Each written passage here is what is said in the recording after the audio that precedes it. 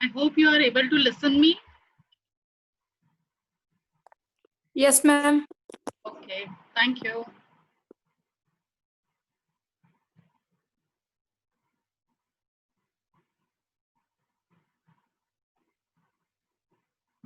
Share my screen.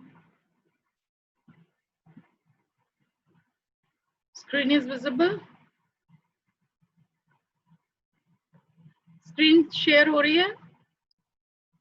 Yes, ma'am. Okay.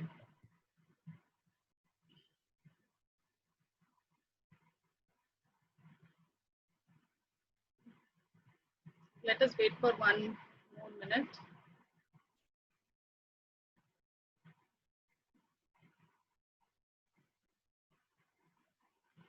So last हमने क्या discuss किया था?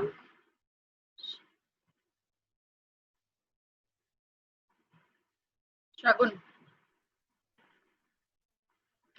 In last class, what we have discussed? Please video open करें आप, Rupal.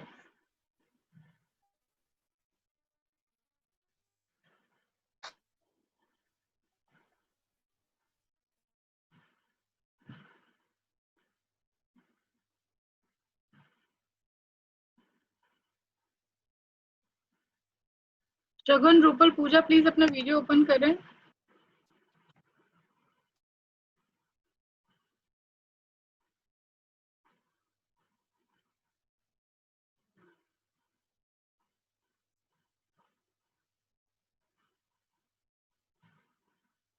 Yes. Shagun, please sum up. Last class में हमने क्या डिस्कस किया था? आपका ऑडियो ओपन करिए.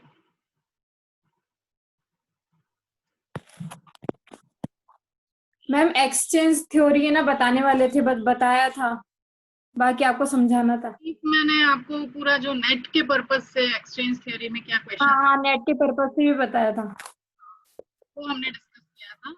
और आज जो हम क्लास में डिस्कस करेंगे that is in reference to जो आपकी एजिंग के पर्पज में, how we can use this theory to understand the status of old age persons. तो उसके बारे में आज बात करेंगे. तो जैसा मैंने आपको बताया है, जो एक्सचेंज थ्योरी है वो सबसे पहले तो इस वर्ड का मीनिंग है विनिमय, है ना. आप जो एक दूसरे को लेन देन कोई भी चीज करते हैं इन सिंपल वर्ड, तो किन चीजों का हम लेन देन करते हैं, किन चीजों का हम एक दूसरे के साथ शेयर करते हैं. वो वस्तु हो सकती है जिसको हम वस्तु विनिमय कहते थे, बार्टर सिस्टम, है ना. वो हमारी इमोशंस हो सकते हैं, वो हमारे कम्युनिकेशन हो सकते हैं, हम किसी से बातचीत के द्वारा कर सकते हैं, राइट. सो हम कई एक्सपीरियंस एक्सचेंज करते हैं एक दूसरे के साथ.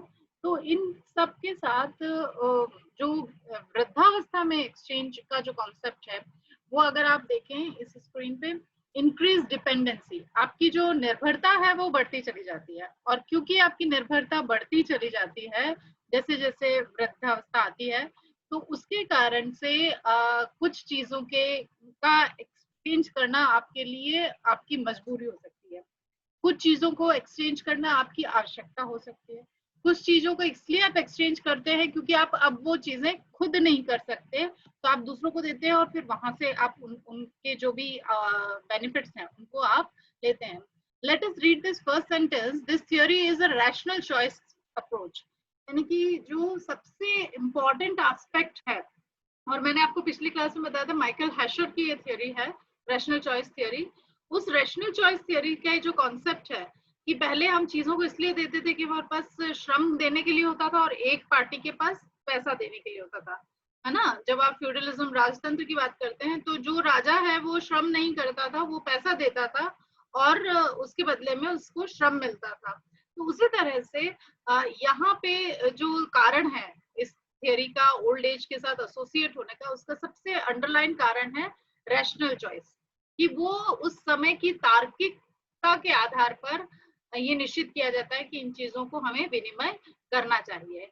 अब ये बिकॉज ऑफ योर हेल्थ, जो फिजिकल डिसेबिलिटी हो सकता है, साइकोलॉजिकल डिसेबिलिटी हो सकता है, ये हो सकता है आपकी इमोशनल जो डिटोरिएशन है उसके कारण हो सकता है, या सोशल आपके कुछ आइसोलेशन के कारण एक्सचेंज किया जाना हो सकता है। तो ये सारी चीजें यानी कि सामाजिक अलगाव है, अगर आपका मानसिक दबाव है या तनाव है या फिर आपको शारीरिक पीड़ा है, इन सभी चीजों के कारण आप ये तार्किक बन जाता है कि आप चीजों के साथ एक्सचेंज करें। मतलब जिन चीजों को आप बुढ़ापे से पहले खुद होल्ड कर रहे थे, खुद लीड कर रहे थे, खुद उन चीजों पे आपका स्वामित्व था, उन चीजों को आप दूसरों को देके और उनके साथ एक सौदा सॉर्ट अप करते हैं और उसमें आपको अनुकूलतम लाभ होता है, क्योंकि वैसा करके ही आपके जीवन को आप स्मूथ बना सकते हैं, ये समझा जाता है।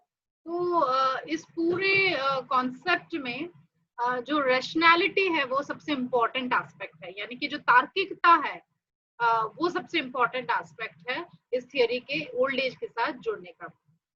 अब इसमें जो दूसरा एस्पेक्ट है कि indeed in as much as relationship are based on mutual exchange, as the elderly becomes less able to exchange resources, they will see their social circle diminish.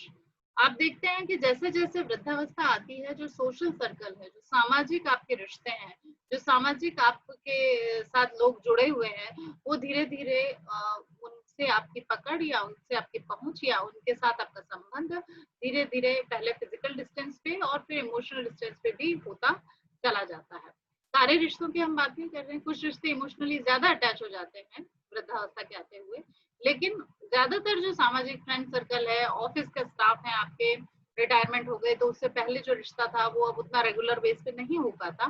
तो इस सब के चलते हुए जो सामाजिक जो आपका जीवन है वो बहुत ज्यादा प्रभावित होता है।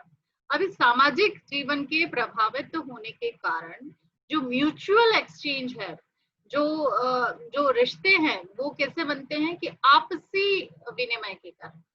ऐसा नहीं है कि वो उनकी लायबिलिटी है। जैसे कोई प्रिंसिपल रिटायर हुआ है फॉर एग्जांपल, वो प्रिंसिपल था तो वो जो एक्सचेंज करता था वो उसकी ड्यूटी थी, जो व्यवहार अपने सबॉर्डिनेट से के साथ एक्सचेंज कर रहा है वो उसकी ड्यूटी है। लेकिन अब इस वाले में क्या होता है कि अब वो ड्यूटी नहीं होकर वो पूरा एक म्यूचुअल एक्सचेंज बन जाता है कि अब उसकी ड्यूटी नहीं है या कोई ऑब्लिगेशन नहीं है, वो एक मोरालिटी के ग्राउंड पे इन चीजों को एक्सचेंज व्यवहार को विनिमय करता है। नेक्स्ट जो है वो नेक्स्ट जो एस्पेक्ट है वो है exchange theory of ageing, loss of status and power associated with ageing. तो जो आपका परिस्थिति जिसको हम कहते हैं, है ना, कि जो टीचर था वो रिटायर हुआ, जो प्रिंसिपल है वो रिटायर हुआ, जो ऐसी कई स्थितियां हैं जब वो रिटायरमेंट के होने के साथ साथ आपके स्टेटस को चेंज हो जाता है। आपके घर में आप देखते हैं कि रिश्तों में नई पीढ़ी आगे बढ़ने लगती है अपनी फैमिली के साथ, तो भी स्टेटस आपका चेंज हुआ है। और उन सभी के साथ साथ पावर में भी एक डिमिनिश, जिस चीज पे अगर बेटे की शादी होगी तो उससे पहले केवल वो एक शक्ति का संबंध तो नहीं है, लेकिन रिश्तों में एक तरह का जुड़ाव या आधिकारिक रूप से ज्यादा आपका पार्टिसिपेशन रहता है। लेकिन जैसे जैसे वृद्धावस्था आती है, परिस्थिति के साथ चेंजेस होते हैं और परिस्थिति के चेंजेस होने के साथ साथ पावर में भी चेंजेस आते चले जाते हैं। शगुन एक प्लीज क्लिक लास्ट में आप करके दे दीजिएगा मुझे, है ना। नेक्स्ट इज इसमें है डाउट की, मैं जो आपको बता रही थी 1975 की, हमने पिछले क्लास में भी चर्चा की थी कि जो health, income, loss of work और कम्युनिटी रोल, ये चार चीजें हैं जो डाउट ने 1975 में बताई एक्सचेंज थ्योरी के साथ, कि आपका स्वास्थ्य में के स्तर में गिरावट आती है, आय के स्तर में गिरावट आती है, आपकी कार्य करने की जो क्षमता है और कार्य करने आपके पास जो कार्य होता है एक्चुअली उसमें भी कमी आती है। और जो चौथा बात है वो कम्युनिटी रोल, यानी कि आपका जो सामुदायिक भूमिका है, समाज में जो आपका पार्टिसिपेशन है, आप एक युवा जो कार्यकर्ता के नाते अपने समाज के समाज सेवा में काम करते थे और फिर फ्रॉड हुए तो आपसे लोग जानकारी लेने लगे या ज्ञान आप उनका वर्धन करने लगे। लेकिन उसके साथ साथ जब वृद्धावस्था में आप फिजिकली बहुत रोल प्ले नहीं कर पाते हैं, केवल आप इंटेलेक्चुअली या आप इमोशनली उनको बूस्टअप जो संस्थाएं सामाजिक कार्यक्रम में जुड़ी हुई होती है उनको करवाते हैं, तो वो भी एक तरह से डिटोरिएट हो रहा है। तो ये सब सिचुएशन के चलते कि आपकी health, income, loss of work and loss of community role, इन सब परिस्थितियों के चलते जो ओल्डर पीपल हैं उनमें अनइक्वल और इम्बैलेंस सोशल एक्सचेंज होने लगता है, कि क्योंकि जब आप युवा होते हैं तो आप जो कार्य लोगों के लिए करते हैं उतना या तो आपको पैसा मिल जाता है, या उतना आपको फेम मिल जाता है, या आपको उतने आपकी लाइफ में अपॉर्चुनिटीज मिलने लगती हैं, या फिर आप उस चीज के वजह से मोर सेटिस्फाइड हो पाते हैं क्योंकि उतना रिकॉग्निशन आपको सोसाइटी और कम्युनिटी में मिलने लगता है, या जो जो काम आप करते हैं उसके वनस्पत आपको उतनी वेतन मिलने लगता है। और अगर हम देखें हेल्थ, हेल्थ भी आपकी उतनी, जितना आप काम करते हैं उसके लिए उसी एवज में आपकी उसी के इक्विलिब्रियम में आपकी हेल्थ भी अच्छी होती है। लेकिन ये सब चीजें जब डिटोरिएट होने लगती है, जब इनका जो पतन होने लगता है, तो ऐसे में अनइक्वल या इम्बैलेंस, असंतुलित सामाजिक विनिमय होता है। अब वो इसलिए क्योंकि जो वृद्ध व्यक्ति आपके घर में भी अगर आप देखेंगे, जो अब कमा नहीं रहा है, रिटायर हो गया, क्या आप उसको खाना नहीं देंगे? क्या आप उसकी जरूरत की चीजों को पूरा नहीं करेंगे? क्या आप उनकी सोशल जो नीड्स है उनको पूरा नहीं करेंगे? वो सारी चीजें होंगी, लेकिन जो contribution in the income of the family उनका था वो अब नहीं है। So there is a unequal या जिसे हम कहेंगे इम्बैलेंस इन सोशल एक्सचेंज हो गया। ठीक है, तो एक्सचेंज थ्योरी यहाँ पे लागू हुई, लेकिन वो डिफरेंट लेवल पे। एक्सचेंज थ्योरी आपकी लाइफ पे भी है, यूथ पे भी है, एडोलेसेंट पे भी है, जो है उन पे भी है, चाइल्ड पे भी है, लेकिन साथ ही साथ एक्सचेंज थ्योरी ओल्ड एज में रिवर्स मॉडल में लागू होती है। ठीक है, नेक्स्ट बात जो इसमें समझने की है वो है जो बेसिक नीड्स है उनके लिए तो वो एक्सचेंज करते ही हैं। तो मतलब जब इम्बैलेंस जब बढ़ जाता है, जब बेसिक नीड्स से ज्यादा चीजों की डिमांड एल्डरली पर्सन करते हैं, राइट, तो नेचुरली जो इनकम नहीं दे रहा है वो अगर बहुत ज्यादा लग्जरियस लाइफ की अगर वो कंट्रीब्यूशन की बात करेगा अपने यंगर जनरेशन से, तो वहां एक इम्बैलेंस देखने को हमें मिल सकता है। लेकिन अगर वो बेसिक नीड्स को करते हैं तो ये एक्सचेंज बहुत ही स्मूथली लाइफ में होता है। ठीक है, इसमें कॉस्ट बेनिफिट मॉडल और आइसोलेशन इज द रिजल्ट, दो चीजें इसमें होती हैं। एक तो कि कॉस्ट कितनी है जो एक्सचेंज किया जा रहा है उसको, है ना। आप जो सर्विसेज, मान लीजिए एक वृद्ध व्यक्ति को एक केयर टेकर की जरूरत है या एक नर्स की जरूरत है, ठीक है, अब उसकी कॉस्ट क्या आ रही है? आपको वो नर्स में तभी जरूरत होगी जब घर वाले उस चीज को काम नहीं कर पा रहे हैं, या उनके पास समय नहीं है, या वो इतनी सीवियर प्रॉब्लम है कि उन्हें एक परमानेंट केयर टेकर की जरूरत है। तो वो जो कॉस्ट के अकॉर्डिंग आपको सपोर्ट अगर एल्डरली नहीं कर रहा है ना, वो सपोर्ट नहीं करता उस केयर टेकर को एग्जिस्ट कराने में फैमिली में, तो भी एक इम्बैलेंस बहुत जल्दी फैल सकता है। तो कॉस्ट जो है वो हमेशा देखी जाती है इस एक्सचेंज के साथ। दूसरा, आइसोलेशन इज द रिजल्ट, यानी कि अलगाव। जब एक्सचेंज करते हैं धीरे धीरे वृद्ध व्यक्ति को भी एक अलगाव पैदा होने लगता है, एक दुराव पैदा होने लगता है, क्योंकि अगर वो कंट्रीब्यूट नहीं कर रहा है और बेनिफिट ले रहा है तो उसे लगता है कि अरे मैं अब तक तो कंट्रीब्यूट कर रहा था फैमिली इनकम में भी, मेरी हेल्थ अच्छी थी तो मैं फैमिली वर्क में भी कर रहा था, मैं ऑलरेडी जॉब में था तो वो भी कंट्रीब्यूशन एक एक्टिव लाइफ के रूप में था, एक सक्सेसफुल लाइफ के था, जो कि अब पैसिव लाइफ हो चुकी है, तो वो भी एक उसके स्ट्रेस का कारण बन सकता है। और जो कम्युनिटी में वो जाकर अपना जो सेटिस्फेक्शन है, अपना जो स्ट्रेस को दूर करना है, अपनी जो फटीग को दूर करना है, अपना एक लेजर टाइम जिसको हम कहते हैं रिक्रिएशन या मनोरंजन का काम वो समाज की गतिविधियों के साथ जुड़ के कर सकता है, तो वो नहीं हो रहा। तो इन सब चीजों के नहीं होने के कारण इस एक्सचेंज में आइसोलेशन व्यक्ति बहुत ले लेता है। जब स्टेटस डिटोरिएट होता है, वो व्यक्ति वो चीजों को एक्सचेंज नहीं कर पाता है जो वो अपने वृद्धावस्था से पूर्व कर रहा था, और इस एक्सचेंज न करने के कारण उसमें आइसोलेशन बहुत जल्दी पैदा हो सकता है, राइट। तो ये सारी चीजें हैं। और इसी के साथ withdrawal from work, family, friends and society, ये बात हम ऊपर सोशल जो कम्युनिटी रोल की बात करी उसी का एक्सपांशन है। एक्सचेंज थ्योरी का एक आउटकम ये भी है कि आपका अपने कार्य के प्रति से जुड़ाव हो जाता है, परिवार में जो इन्वॉल्वमेंट आपका परिवार में बच्चों को पढ़ाने का, बच्चों को इधर से उधर ले के जाने का काम था, ऑफिस के और बैंक के काम जो आप बहुत अच्छे से कर लिया करते थे पहले 60-65 की उम्र से पहले, वो अब नहीं हो पाते, या अगर बाजार के कुछ काम करने हैं वो कर पाते थे, तो वो फैमिली में जो कंट्रीब्यूशन है उनसे भी विड्रॉ आप करते हैं एजिंग प्रोसेस के साथ। फ्रेंड्स के साथ जो आप पार्टीज या फ्रेंड्स के साथ जो गेट टुगेदर या फ्रेंड्स के घर पे आना जाना, या जो सोशल इवेंट्स पे जो इवेंट्स हैं हमारे, जो जिन्हें हम कहते हैं त्योहार हैं, उन मौकों पर भी आप उतना इन्वॉल्वमेंट नहीं कर पाते, और सोसाइटी के जो काम है उनमें तो बिल्कुल ही विड्रॉल हो जाता है। तो ये एक्सचेंज थ्योरी का जो प्रोसेस है वो इस तरह से प्रभावित होता है। And last point is social behavior and interaction among individuals are a result of an exchange theory. जो सामाजिक व्यवहार है और जो हमारी अंतःक्रियाएं हैं एक व्यक्ति के दूसरे व्यक्ति से, वो एक्सचेंज का रिजल्ट है। आप क्या व्यवहार किसी व्यक्ति से करेंगे, है ना, वो वही आगे जो नेक्स्ट आपकी क्रिया और प्रतिक्रिया के बाद जो अंतःक्रिया होगी, तो वो अंतःक्रिया ही एक्चुअली एक्सचेंज का जो प्रोसेस है, प्रक्रिया है, जो विनिमय की जो प्रक्रिया है, उसका रिजल्ट है।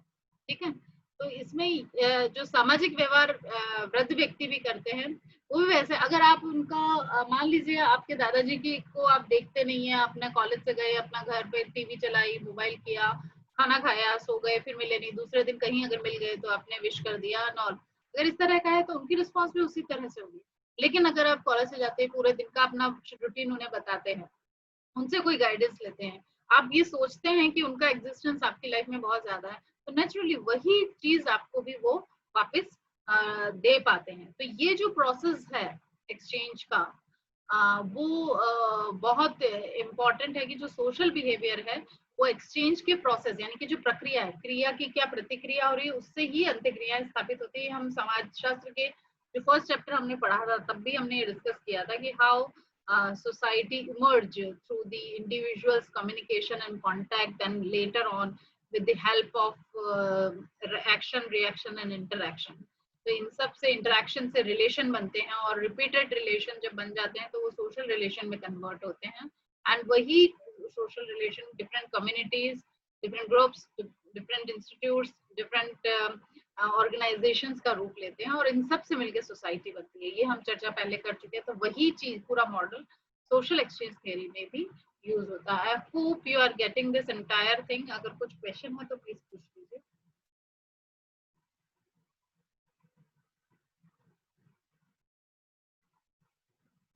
No question? अच्छा, इनके नाम लिख लीजिए, जो J G. Frazer, J G. Frazer, FRAZER, Mauss, ये मैं पिछली क्लास में बात कर चुकी हूँ, जॉर्ज हॉमन्स और पीटर ब्लॉक, माइकल हैशर, ये सारे एक्सचेंज थियोरी के थियोरिस्ट हैं। ठीक है, J G. Frazer, Marshall Mauss, George Homans, Peter Block and Michael हैशर।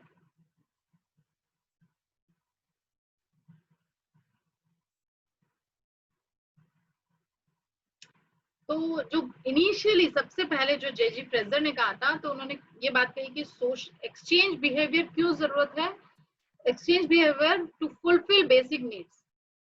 ठीक है, इन अ नटशेल अगर हम इस पूरे थ्योरी को, एक चीज जो फ्रेजर ने इंट्रोड्यूस की थी ओल्ड एज के साथ, तो वो ये है कि to fulfil your basic needs आप एक्सचेंज करते हैं। आपको रोटी चाहिए, ठीक है, तो आप काम करते हैं, पैसा आएगा, पैसा आएगा, उसको बाजार में आप जाते हैं तो भी चीजों को लेते हैं, तो उसके बदले पैसे देते हैं। तो हमारी जो बेसिक नीड्स और फिर हमारी जो अदर नीड्स है, उनकी फुलफिल के लिए हम एक्सचेंज करते हैं। बट बेसिकली जो एक्सचेंज होता है इसलिए होता है कि हमारी जो बेसिक नीड्स है व्यक्ति की, वो पूरी की जा सके। तो उस नीड के लिए हम एक्सचेंज करते हैं।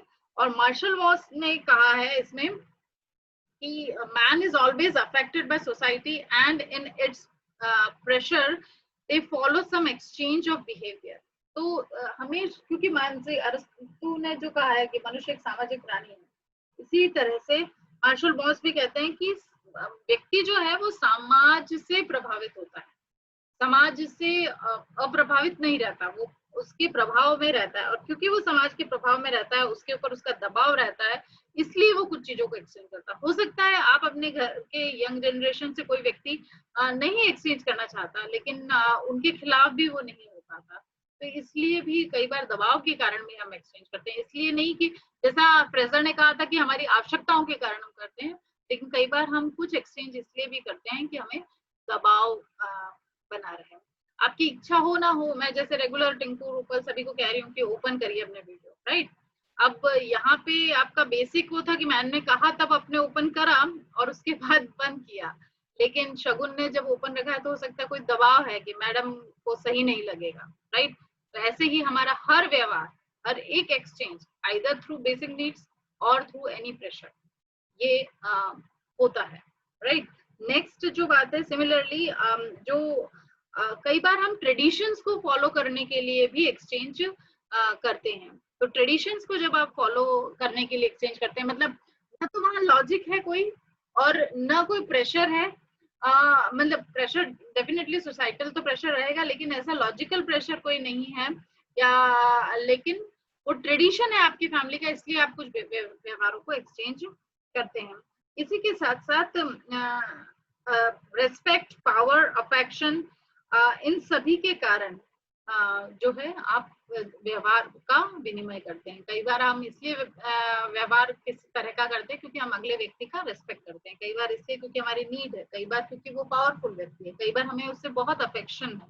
तो ये सारे ही तरीके हैं जो ओल्ड एज में भी लागू होते हैं, और इसलिए हम कहते हैं कि वृद्धावस्था में जब हम व्यक्ति के व्यवहार का अध्ययन करते हैं, when we study the human behavior of elderly person, तो हम उन सब चीजों का ध्यान रखते हुए इन आयामों का भी ध्यान रखते हैं।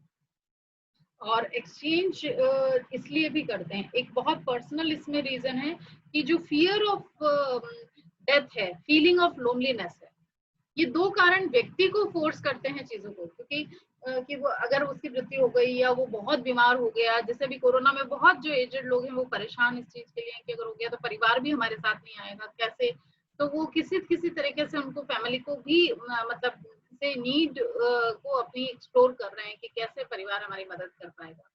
तो वैसे ही जो एक फियर ऑफ डेथ है या फीलिंग ऑफ लोनलीनेस को दूर करने के लिए भी एक्सचेंज थियरी यूज होती है, या हमारे जो सोशल बिहेवियर का एक्सचेंज होता है। I hope this clear to you, आपको समझ में आ गया होगा। Is it okay? Rupal, Tinku? Yes ma'am. Yes. तो अब जो नेक्स्ट हमारी जो थियरी रहेगी वो हम पढ़ेंगे age stratification theory and disengagement theory, right. Next class में हम पढ़ेंगे। मुझे लगता है आज ये इसको हम, क्योंकि कल मैं ये दोनों थियरी आपकी कंप्लीट कर लूंगी। मोस्ट प्रोबेबली सैटरडे को आप सभी को पता लग गया होगा, रामा आहूजा मेमोरियल हमारा लेक्चर है, आपको 12 बजे वो सैटरडे को वो लेक्चर अटेंड करना है। और मैं आपको कुछ YouTube वीडियोस भी इनके भेजूंगी थियरी से रिलेटेड, तो आप उसको भी एक बार सुन लें। तो हो सकता है एक दिन मैं आपको YouTube वीडियोस दूंगी और एक दिन हम क्लास लेंगे। नेक्स्ट वीक से मोस्ट प्रोबेबली प्लीज आप इन सब का रिवाइज कर लें, क्योंकि नेक्स्ट वीक मोस्ट प्रोबेबली ये चांस है कि रश्मि मैम विल टेक क्लास, है ना। सो आप सभी की बेसिक आइडिया, एजिंग किसे कहते हैं, ओल्ड एज इश्यूज क्या है सोसाइटी में, थियरीज क्या है, हमारी क्वेरीज क्या है, क्यों हम ये पेपर पढ़ रहे हैं, क्या सिग्निफिकेंस है, इन सभी चीजों को आप थोड़ा रखें। जब मैम क्लास लेंगी may be she start with this, तो नेक्स्ट वीक की शायद तीनों क्लासेस रश्मि मैम ही लेंगी। That is what is my proposal. अभी देखते हैं अगली बार अगर इससे आपको पहले का स्क्रीनशॉट शेयर कर सकते हैं हम? हाँ जी, एज इससे पहले वाला सर्टिफिकेशन और मैं वो कल करूंगी, थियरी वाले ना वो मैं कल करती हूँ बेटा। अभी मैंने सिर्फ आपको इसलिए बताया है कि डिससैटिस्फैक्शन थियरी और एज स्ट्रेटिफिकेशन थियरी, ये दोनों थियरी हम कल पढ़ेंगे। Okay, you want to read and come, ऐसा है? वो मैम मैं आज लेट हो गई थी इसलिए पहले वाला स्क्रीनशॉट अच्छा, शेयर इससे कर दिया। पहले वाला, ओके हाँ पहले वाला या मैं, मैम। ओके, क्योंकि हाँ मेरा क्या बहुत ज्यादा इधर उधर ये रहता है। Exchange theory, okay Tinku? Okay ma'am. ये आपने ले लिया है।